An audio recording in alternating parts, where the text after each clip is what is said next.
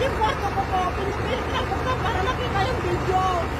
Kuya, may mga video kong bahay, kuya, please. Tulungan niyo ako, wala akong ginagawang masama. Pinipilit nila ako maging harap. Anong pangalan mo?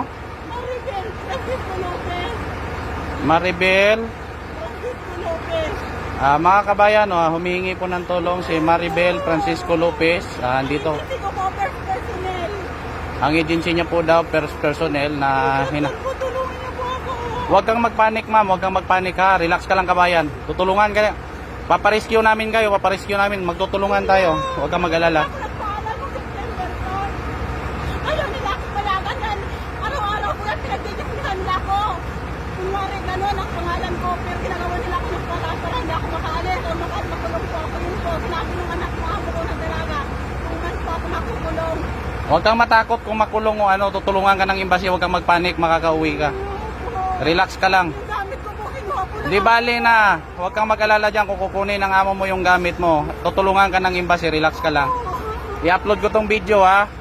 Ipapashare ko to, mga kabayan. Tulungan po natin si Maribel. Relax ka lang, kabayan. Makakauwi ka. Makakarating to sa Pilipinas. Hindi ka makakauwi na ano. Basta relax ka lang. Kung wala kang ginawang masama, makakauwi ka.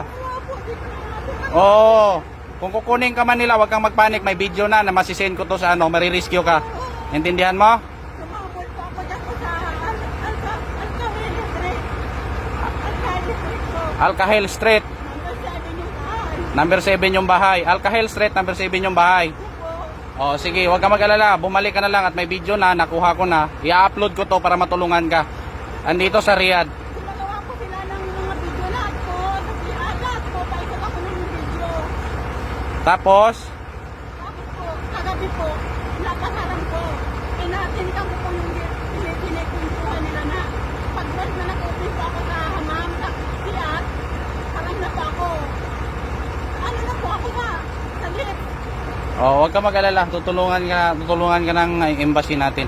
Isisend ko to, i-upload ko to sa Facebook para matulungan ka. At least alam na ng embassy kung saan ka re-rescuehin at yung agency mo.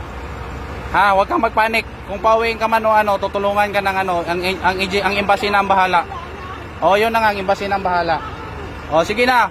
Kung mauwi ka man doon, huwag kang mag-alala. Makakarating na tong tulong sa embassy. Wala na po, hindi pa ako kumain ng almusal. Wala po, wala po, nila yung pera ko. Saglit lang, ha. Diyan ka lang muna. Upo ka muna dyan sa gilid. Diyan ka magtago ka muna sa likod ng truck.